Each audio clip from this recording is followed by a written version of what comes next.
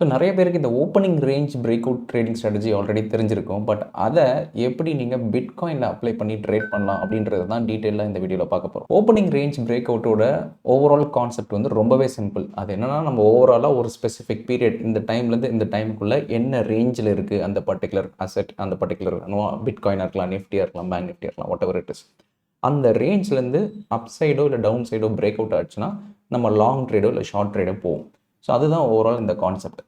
So இதை பிட்காயினில் apply பண்ணுறதா இருந்தால் என்ன டைம் ஃப்ரேமில் யூஸ் பண்ணணும், இல்லைனா எந்த டைம் ஃப்ரேமில் ஸ்பெசிஃபிக்காக என்டர் பண்ணலாம், like ½ hour range break out பெஸ்ட்டாக, 15 minutes ரேஞ்ச் பிரேக் அவுட் பெஸ்ட்டாக, ஸோ எது வந்து ஐடியலான டைம் ஃப்ரேம் டு என்டர் அப்படின்றதையும் இந்த பர்டிகுலர் வீடியோவில் நான் கவர் பண்ணுறேன். பிட்காயினும் பார்த்தீங்கன்னா ஆல்மோஸ்ட் கமாடிட்டி மாதிரி தான், ஒரு கோல்டு மாதிரியோ இல்லை மற்ற different natural gas, crude oil மாதிரி, இல்லை ஃபோரெக்ஸ் மாதிரி ஓவராலான வால்டிலிட்டியே இல்லை ஓவராலான லிக்விடிட்டியே எப்போ வரும்னா ஸ்பெசிஃபிக்காக நம்மளோட ஈவினிங் டைமில் தான். நம்மளோட ஈவினிங் ஒரு 5:30 6 o'clock மேலே தான் பெரிய வால்யூம்ஸ் நிறைய வரும். ஏன்னா அப்போ தான் வந்து இந்த யூஎஸ் மார்க்கெட்ஸ் ஆக்டிவ் ஆகும், யூரோப்பியன் மார்க்கெட்ஸும் ஆக்டிவாக இருப்பாங்க. ஸோ அந்த டைமில் தான் லார்ஜ் வால்யூம் வரும். ஸோ நம்ம இந்த பிரேக் அவுட் ட்ரேடிங் ஸ்ட்ராட்டஜியே ஈவினிங் டைம் ஃப்ரேமில் தான் நம்ம அப்ளை பண்ண போகிறோம். ஸோ அப்படி இருக்கும்போது எந்த டைம்லேருந்து எந்த டைம் இந்த ரேஞ்சை நம்ம கொஞ்சம் செக் பண்ணணும் அண்ட் எந்த டைமில் நம்ம என்டர் ஆகணும் அப்படின்றத ஒரு சார்ட் மூலியமாக நான் எக்ஸ்பிளைன் பண்ணுறேன். ஸோ இப்போ நீங்கள் பார்த்துட்டு இருக்கிறது பிட்காயினோட சார்ட். ஸோ இந்த பிட்காயினில் நான் 5 minutes டைம் ஃப்ரேமில் இருக்கேன். ஸோ இதில் ஃபஸ்ட் நம்ம இண்டிகேட்டர் அப்ளை பண்ணுவோம். ஸோ இதில் போய்ட்டு சர்ச்சில் opening range with breakouts and targets by Lux ஆல்கோன் அப்படின்னு ஒரு ஆல்ரெடி ஒரு கம்பெனி ஆல்கோ கிரியேட் பண்ணி வச்சுருக்காங்க, ஒரு பைன் ஸ்கிரிப்ட் கிரியேட் பண்ணி வச்சுருக்காங்க. ஸோ அந்த பைன் ஸ்கிரிப்டை அப்ளை பண்ணி எப்படி பிட்காயினில் ட்ரேட் பண்ணலாம் அப்படின்றத பார்ப்போம். ஸோ ஒன்ஸ் நீங்கள் அதை ஆட் டு சார்ட் கொடுத்துட்டிங்கன்னா இந்த மாதிரி வந்துடும். ஸோ ஓவராலாக அதுவே ஆட்டோமேட்டிக்காக இந்த ரேஞ்ச் டிஃபால்ட்டாக கால்குலேட் பண்ணிடும். ஸோ இப்போ இந்த ரேஞ்சை நம்ம தான் ஸ்பெசிஃபை பண்ணுறோம்.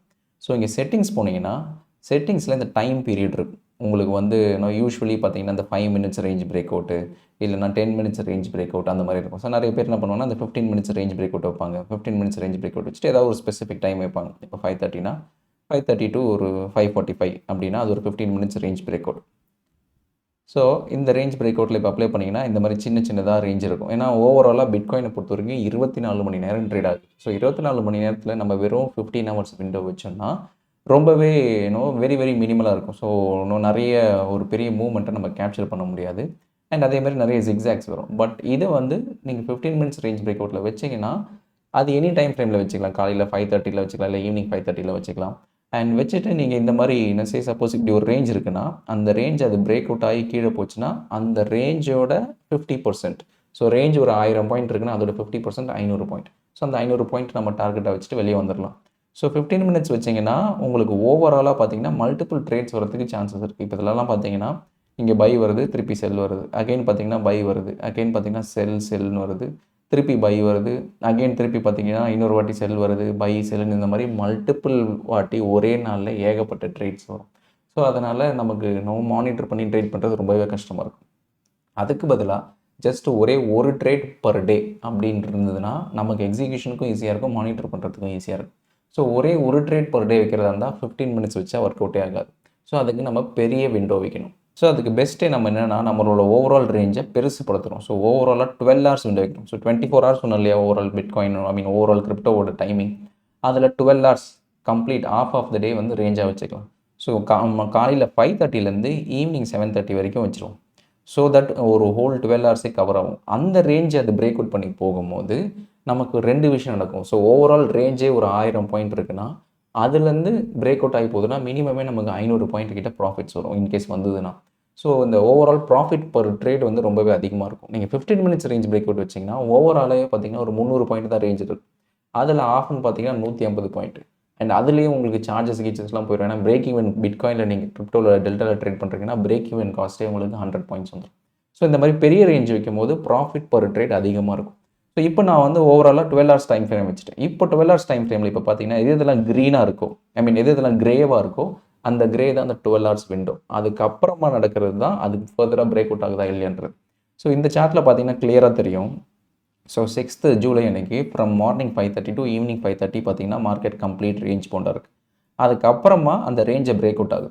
ஸோ ஓவராலாக இந்த ரேஞ்சோட வேல்யூ எவ்வளோன்னு பார்த்தீங்கன்னா அப்ராக்சிமேட்லி ஒரு 500 பாயிண்ட். ஸோ இந்த 500 பாயிண்ட்டில் நமக்கு நான் முன்னாடியே சொன்ன மாதிரி டார்கெட் 1, டார்கெட் 2, டார்கெட் 3 அப்படின்னு வச்சுக்கலாம். ஸோ ஃபஸ்ட்டு டார்கெட் நீங்கள் பார்த்தீங்கன்னா ஸோ அதுவே வந்து அதில் பாதி which is almost 250 points. So அதுக்கப்புறமா நெக்ஸ்ட் டார்கெட்டும் இருக்குது. ஸோ நீங்கள் ஒவ்வொரு டார்கெட்டுமே உங்களுக்கு அதுக்கேற்ற மாதிரி இருக்கும். ஸோ அதாவது அனதர் டார்கெட் ஒரு 200 points. So normal breakout லெவல்லேருந்து பார்த்தீங்கன்னா அது 500 பாயிண்ட்ஸ் தள்ளி இருக்கும். அடுத்த டார்கெட் பார்த்தீங்கன்னா ஆல்மோஸ்ட் 700 பாயிண்ட்ஸ் தள்ளி இருக்கும். ஸோ 3 டார்கெட்டுமே உங்களுக்கு ஹிட் ஆகிற அளவுக்கு இருக்குது. ஸோ ஓவராலாக நீங்கள் இந்த மாதிரி பேஸ் பண்ணி ட்ரேட் பண்ணும்போது ஸோ ஒரே ஒரு ட்ரேட் தான் ட்ரிகர் ஆகிருக்கு. ஸோ ட்ரிகர் ஆகி கம்ப்ளீட்டாக அது 3 டார்கெட்டுமே ஹிட் ஆகிடுச்சு.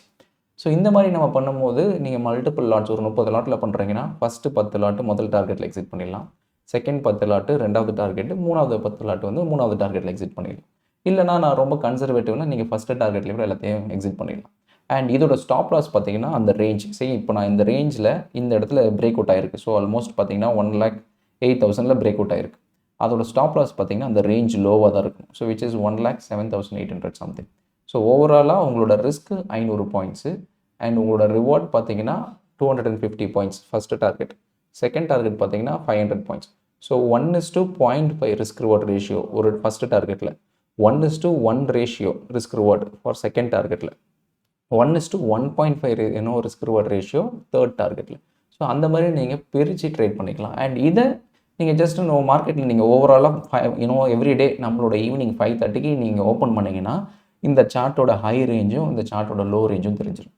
ஜஸ்ட்டு போயிட்டு நம்ம இந்த பர்டிகுலர் ஆர்டரை நம்ம சிஸ்டமில் போட்டு வச்சுட்டா போதும். இன்கேஸ் மார்க்கெட் மேலே போச்சுன்னா லாங் ஆர்டர் ட்ரிகர் ஆகும், மார்க்கெட் கீழே வந்துச்சுன்னா ஷார்ட் ஆர்டர் ட்ரிகர் ஆகும். ஸோ இதே தான் இன்னொரு எக்ஸாம்பிள். ஸோ இதுவும் பார்த்தீங்கன்னா ஆல்மோஸ்ட் 7th ஜூலை.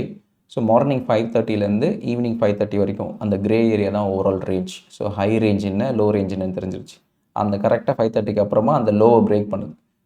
பிரேக் பண்ண உடனே நம்ம ஷார்ட் பண்ணுறோம். ஷார்ட் பண்ணிவிட்டு அந்த ரேஞ்சோட ஹையஸ்ட் ஸ்டாப் லாஸாக வைக்கிறோம். ஸோ இதில் பார்த்தீங்கன்னா ஓவரால் இந்த ரேஞ்சோட வேல்யூஸ் பார்த்தீங்கன்னா அப்ராக்சிமேட்லி 1000 பாயிண்ட். ஸோ 1000 பாயிண்ட் ரேஞ்சை பிரேக் டவுன் ஆச்சுன்னா நம்ம 50% target which is 500 point. So அதே மாதிரி தான் பிரேக் டவுன் ஆனவனே கரெக்டாக நம்ம பார்த்தீங்கன்னா ஆல்மோஸ்ட் இது வரைக்கும் ஒரு 500 பாயிண்ட்டை நம்ம கேப்சர் பண்ணிட்டோம். ஸோ ஓவரால் ஃபஸ்ட்டு டார்கெட்லேயே ப்ராஃபிட் ஹிட். அண்ட் அதே மாதிரி ஃபர்தராக நீங்கள் ரெண்டாவது டார்கெட் வரைக்கும் ஹோல்ட் பண்ணுறீங்கன்னா அங்கேருந்து இது வரைக்கும் ஸோ ரெண்டாவது டார்கெட் ஆல்மோஸ்ட் கிட்ட 1000 பாயிண்ட்ஸ் கிட்ட வந்துருச்சு. ஸோ நீங்கள் ஆல்மோஸ்ட் உங்களோட ரேஞ்ச் எவ்வளோன்னு பார்த்துட்டு அதில் 50% ஃபஸ்ட் டார்கெட், இன்னொரு 50% செகண்ட் டார்கெட்டாக வச்சுக்கலாம். இல்லை நான் முன்னாடியே சொன்ன மாதிரி முதல் டார்கெட்லேயே நீங்கள் எக்ஸிட் பண்ணுறதா இருந்தாலும் எக்ஸிட் பண்ணிக்கலாம். ஸோ அப்படி பண்ணிங்கன்னா you are able to capture. So ஒரே ஒரு ட்ரேட் தான் நம்ம ப்ளேஸ் பண்ணுறோம் இந்த ஹோல் டேயில். அண்ட் நம்ம ஒன்ஸ் பிரேக் அவுட் ஆயிடுச்சுன்னா ஆட்டோமேட்டிக்காக நம்மளோட டார்கெட் ஆர்டரை போட்டுட்டு நம்ம விட்டுட்டோம்னா முடிஞ்சிருச்சு. ஸோ ஆல்ரெடி ஆர்டர் ஆட்டோமேட்டிக்காக க்ளோஸ் ஆகிடும். ஸோ என்ட்ரியை பொறுத்த வரைக்கும் ஷார்ட் ஆர்டராக இருந்தால் அந்த ரேஞ்சோட லோவை பிரேக் டவுன் ஆகிடுச்சுன்னா, ஸோ இந்த ரேஞ்ச் லோ இருக்கு இல்லையா, இந்த ரேஞ்சோட லோ பிரேக் டவுன் ஆகிடுச்சுன்னா நம்ம ஷார்ட் பண்ணுறோம். அண்ட் அதுக்கான டார்கெட் அதுக்கான ஸ்டாப் லாஸ் என்ன பண்ணுறோன்னா இந்த ரேஞ்சோட ஹை. ஸோ இதுதான் நம்மளோட ஸ்டாப் லாஸ். அண்ட் ஒன்ஸ் இது பிரேக் டவுன் ஆகிடுச்சுன்னா அந்த ரேஞ்சோட பாதி தான் நம்மளோட டார்கெட். ஸோ இதுதான் நம்மளோட டார்கெட். அதே மாதிரி இன்கேஸ் பிரேக் அவுட் ஆகிடுச்சுன்னா, இப்போ ஃபார் எக்ஸாம்பிள் இதுதான் ரேஞ்ச் ஹை. ஸோ இந்த ரேஞ்ச் ஹையை இது பிரேக் அவுட் ஆகிடுச்சு, இந்த இடத்துல பிரேக் அவுட் ஆகிடுச்சு. ஸோ நம்ம லாங் போகிறோம். ஸோ லாங் போனோம்னா நம்மளோட ஸ்டாப் லாஸ் என்னென்னா இந்த ரேஞ்ச் லோ. ஸோ இந்த ரேஞ்ச் லோ தான் நம்மளோட ஸ்டாப் லாஸ். அண்ட் நம்மளோட டார்கெட் இந்த ரேஞ்சோட 50%, அதுதான் first target. And second target அந்த ரேஞ்சோட ஃபுல் ரேஞ்ச் தான் செகண்ட் டார்கெட். அந்த ரேஞ்சோட 1.5 டைம்ஸ் தான் தேர்ட் டார்கெட். ஸோ அந்த மாதிரி நம்மளோட ஓவரால் ரேஞ்ச் என்னவோ அதோட 50% ஃபஸ்ட் டார்கெட்டை வச்சுட்டு அது கூட கொஞ்சமாக நம்ம ஆட் பண்ணி போகிறது தான் அந்த target level. Stop loss by டிஃபால்ட்டாக ரேஞ்சோட ஹையோ இல்லை ரேஞ்சோட லோவோ நம்ம வச்சுப்போம். வெதர் இட் இஸ் ரேஞ்சோட ஹை இப்போ ஸ்டாப் லாஸாக வைப்போம்னா, பிரேக் டவுன் ஆச்சுன்னா, பிரேக் அவுட் ஆச்சுன்னா ரேஞ்சோட லோவோ ஸ்டாப் லாஸாக வச்சுப்போம். அவ்வளோதான். ஸோ இப்போ நம்ம ஒரு எக்ஸாம்பிள் ட்ரேட் பார்ப்போம். சே ஃபார் எக்ஸாம்பிள் இதுதான் ரேஞ்சுன்னு வச்சுப்போம். அப்பர் ரேஞ்ச் வந்து 1,09,000 அண்ட் லோவர் ரேஞ்ச் வந்து 1,07,500. ஸோ இந்த அப்பர் ரேஞ்ச் மேலே போச்சுன்னா நம்ம லாங் ட்ரேட் போடுவோம், இந்த லோவர் ரேஞ்ச் கீழே போச்சுன்னா நம்ம ஷார்ட் ட்ரேட் போடுவோம். ஸோ இந்த ட்ரேடை எப்படி நம்ம டெல்டா எக்ஸ்சேஞ்சில் ப்ளேஸ் பண்ணுறதுன்னு பார்ப்போம். ஸோ இப்போ நான் டெல்டா எக்ஸ்சேஞ்ச் அக்கௌண்ட் ஓப்பன் பண்ணியிருக்கேன். ஸோ இன்கேஸ் உங்களுக்கு டெல்டா எக்ஸ்சேஞ்சில் அக்கௌண்ட் இல்லைனா அதுக்கான லிங்க் நான் டிஸ்கிரிப்ஷனில் மென்ஷன் பண்ணுறேன். Using which you can open an account. Once open ஆனதுக்கப்புறமா you open BTC USD. So நான் பிட்காயின் ஓப்பன் பண்ணிட்டேன். ஸோ நான் முன்னாடியே சொன்ன மாதிரி ரேஞ்ச் ஹை அண்ட் ரேஞ்ச் லோவை பை லெவல் அண்ட் செல் லெவலில் நான் ப்ளேஸ் பண்ண போகிறேன். So first long order short நான் ப்ளேஸ் பண்ண போகிறேன். ஸோ லாங்குன்னு கிளிக் பண்ணிவிட்டு இந்த இடத்துல நிறைய இருக்கும், மார்க்கெட் ஒன்லி இல்லைனா ஸ்டாப் லிமிட் அந்த மாதிரி நிறைய இருக்கும். அதில் ஸ்டாக் மார்க்கெட் அப்படின்ற ஒரு ஆப்ஷன் செலக்ட் பண்ணுங்கள். செலக்ட் பண்ணிவிட்டு அந்த ரேஞ்ச் லெவல் இப்போ நான் 1,09,000 தான் என்னோட பை லெவல்.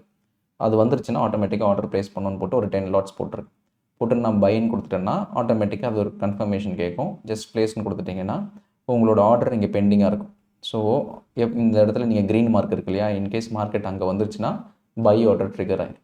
அதே மாதிரி நான் ஷார்ட் ஆர்டரும் ப்ளேஸ் பண்ண விரும்புகிறேன். கரெக்டாக மார்க்கெட் 1,07,000 என்னோட ரேஞ்ச் லோ அப்படின்னா 1,07,000 கொடுத்துட்டு நான் அதே மாதிரி 10 லாட்ஸ்ன்னு கொடுத்துட்டு நான் ஷார்ட் ஆர்டர் ப்ளேஸ் பண்ண விரும்புகிறேன்னா அவ்வளோதான். ப்ளேஸ் பண்ணிட்டீங்கன்னா உங்களுக்கான ஷார்ட் ஆர்டர் இங்கே வந்துடும். ஸோ என்னோட ரேஞ்ச் ஹை, என்னோட ரேஞ்ச் லோ. ஸோ எங்கே நமக்கு பிரேக் அவுட் ஆகும் நமக்கு தெரியாதுன்றதுனால 2 ஆர்டரும் முன்னாடியே ப்ளேஸ் பண்ணி வச்சிடும். ஸோ ரேஞ்ச் ஹை க்ராஸ் ஆகிடுச்சுன்னா மேலே போய்டும். ரேஞ்ச் நோ அந்த பிரேக் டவுன் லெவல் நீங்கள் மென்ஷன் பண்ணிட்டீங்கன்னா இன்கேஸ் கீழே வந்ததுன்னா உங்களோட ஷார்ட் ஆர்டர் ட்ரிகர் ஆயிடும்.